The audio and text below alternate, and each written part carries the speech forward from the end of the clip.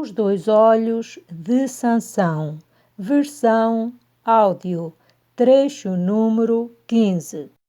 Às vezes precisamos dos nossos inimigos.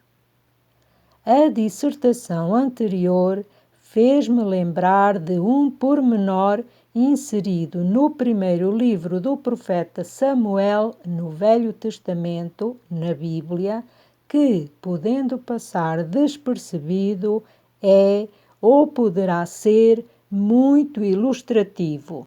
Diz o texto em questão, em 1 Samuel 13, 19 e 20, que em toda a terra de Israel não havia, na altura, ferreiro algum, porque os filisteus não queriam que os hebreus, seus inimigos, fizessem e possuíssem espadas e lanças. Presume-se do referido texto que os filisteus, numa das escaramuças em que venceram e dominaram o povo de Israel, haviam levado todos os ferreiros para a Filisteia, prevenindo assim e impedindo o fabrico de armas, espadas e lanças pelos seus rivais. O pormenor que quero destacar consta em 1 Samuel 13, 20, onde é dito que os hebreus tinham de ir amolar, ou seja, afiar, os seus instrumentos de agricultura aos filisteus, encontrando-se, portanto, dependentes dos seus inimigos para poderem ter e conservar as suas alfaias agrícolas em bom estado.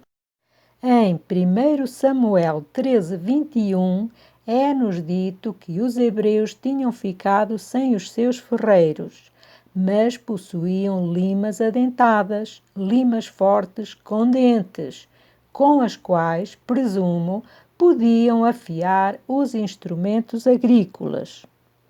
Tendo sido assim, é lícito perguntar por que recorriam eles aos filisteus para afiar os utensílios em causa.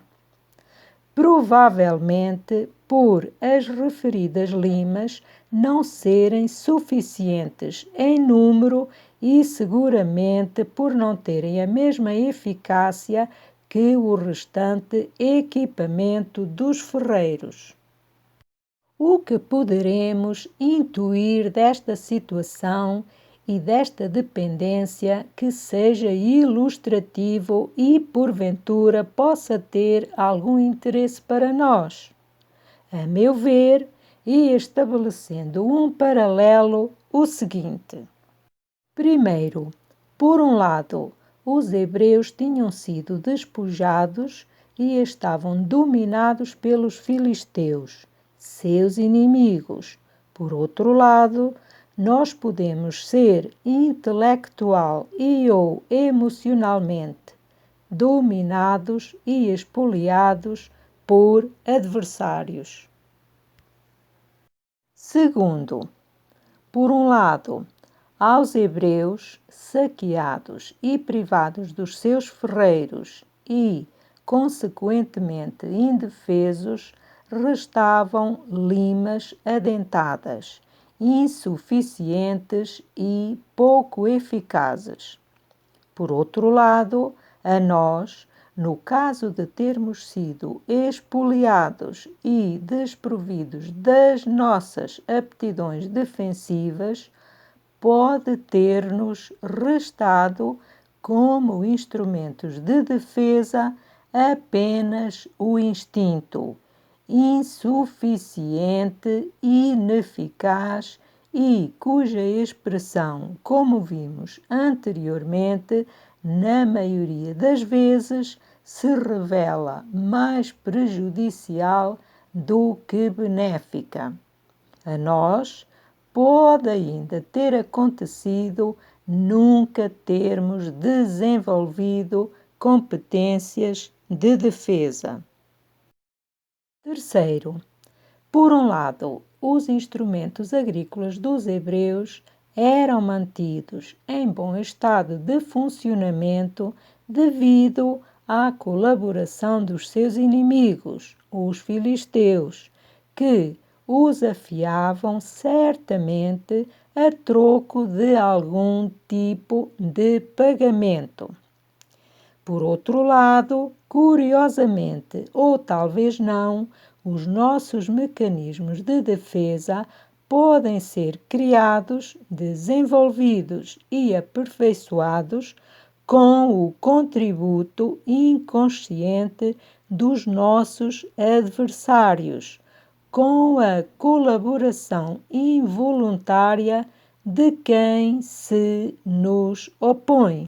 Em Provérbios 27:17 é dito que o rosto do homem afia o rosto do seu amigo, ou seja, afina-o. Uma vez que o semblante, por expressar os sentimentos, simboliza a alma, afiar ou afinar o rosto de alguém significa limar as arestas da sua personalidade. Os amigos podem e devem afiar os rostos uns aos outros. Em relação aos opositores, este mecanismo também funciona ou pode igualmente funcionar. Nestes casos, será beneficiado e acabará vencedor quem quiser e souber aproveitar a ação das limas adentadas, afinando o seu caráter para, por conta do exercício, fortalecer a musculatura emocional. No domínio que estamos a considerar, gosto do conceito limas adentadas, pela seguinte razão. Este tipo de limas, atendendo ao trabalho que fazem e aos respectivos efeitos, como vimos anteriormente, lembra-me a ação e o consequente resultado das línguas adentadas. Estas, ao maldizerem, ao falarem mordendo, podem provocar nas suas vítimas uma das duas seguintes situações: desfigurar ou afinar-lhes o rosto.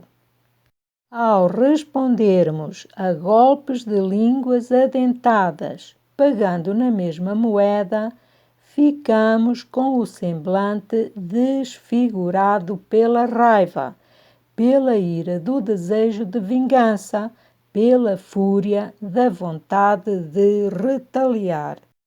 Quando respondemos dando a outra face, o nosso rosto fica afinado, ou seja, a nossa expressão fica suavizada pelo efeito da compreensão, da tolerância e do perdão concedido.